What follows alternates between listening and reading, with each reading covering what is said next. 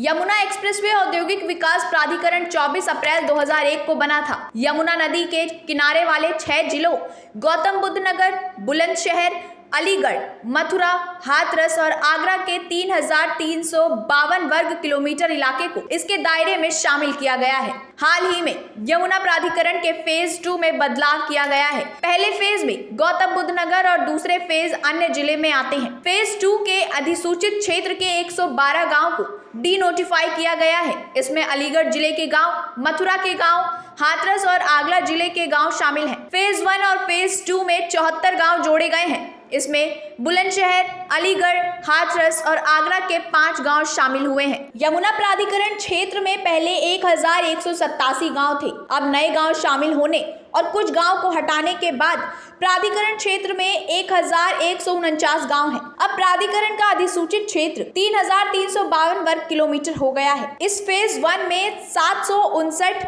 और दूसरे फेज में 2,793 वर्ग किलोमीटर क्षेत्र शामिल हैं। इस 3,352 वर्ग किलोमीटर इलाके में नया शहर यमुना सिटी बसाया जा रहा है। यमुना सिटी राष्ट्रीय राजधानी दिल्ली से 3 गुना बड़ा होगा। आपको बता दें कि दिल्ली का क्षेत्रफल 1,483 वर्ग किलोमीटर है। यमुना प्राधिकरण के टप्पल और राया को अर्बन नोड घोषित किया गया है। रिपोर्ट की माने तो इसमें गौतम बुद्ध नगर जिले में 131, बुलंदशहर जिले में 95, अलीगढ़ में 92, मथुरा में 415, हाथरस जिले में 358, आगरा में 58 गांव शामिल हैं। यमुना प्राधिकरण ने अब तक करीब 3,000 कंपनियों को उद्योग लगाने के लिए जमीन आवंटित की है। इनमें से 6 बड़ी कंपनियों में उत्पादन शुरू हो चुका है, जिसमें Fortune, every Denison, Surya foods and packaging, Bikaner foods और मोबाइल निर्माता कंपनी वीवो शामिल है। मार्च 2024 तक 100 कंपनियां उत्पादन शुरू कर देंगी। इसके साथ ही प्राधिकरण apparel park, toy park, handicraft park, medical device park, MSME park भी विकसित कर रहा है।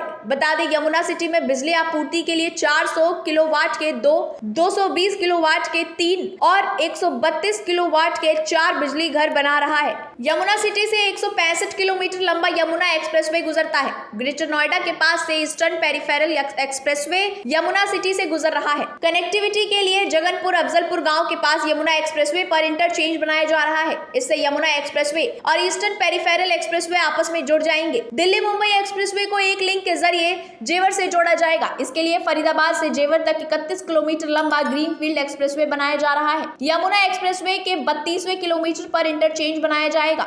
इसी इंटरचेंज से एयरपोर्ट तक करीब 800 मीटर एलिवेटेड रोड भी बनेगी। फिल्म सिटी और जेवर एयरपोर्ट के बीच पॉड टैक्सी चलाई जाएगी। ये कॉरिडोर करीब 15 किलोमीटर लंबा होगा। दिल्ली से जेवर एयरपोर्ट के बीच रैपिड रेल भी चलाई जाएगी। साथ ही जेवर में एशिया का सबसे बड़ा नोएडा इंटरनेशनल एयरपोर्ट बन रहा है, जिसके 4 चरण होंगे। पहले चरण का काम 1,334 हेक्टेयर जमीन पर चल रहा है। दूसरे चरण के लिए 1,365 हेक्टेयर जमीन है। वहीं तीसरे और चौथे चरण के लिए 2,053 हेक्टेयर जमीन है। एयरपोर्ट पर फरवरी 2024 से ट्रायल रन शुरू होंगे। सितंबर 2024 में कमर्शियल फ्लाइट भी शुरू हो जाएंगी। बताया गया है कि जेवर एयरपोर्ट से पहले ही दिन 65 उड़ानें होंगी। वहीं अगर बात करें गौतम बुद्ध नगर की, तो आपको बता दें कि पहली बार यहाँ मिक्स लैंड यूज कैटेगरी में 7 सेक्टर विकसित होंगे। 4 सेक्टर मल्टीपल लैंड यूज और 8 सेक्टर कमर्शियल गतिविधियों के लिए आरक्षित कर दिए गए हैं। इनके अलावा SDZ संस्थागत ट्रांसपोर्टेशन, ग्रीन एरिया और वाटर बॉडीज के लिए जमीन भी रिजर्व हो चुकी है। इन प्रोजेक्ट्स के स्थापित होने से लोगों को रोजगार मिलना तो तय है। अथॉरिटी का दावा है कि यदि ये प्लानिंग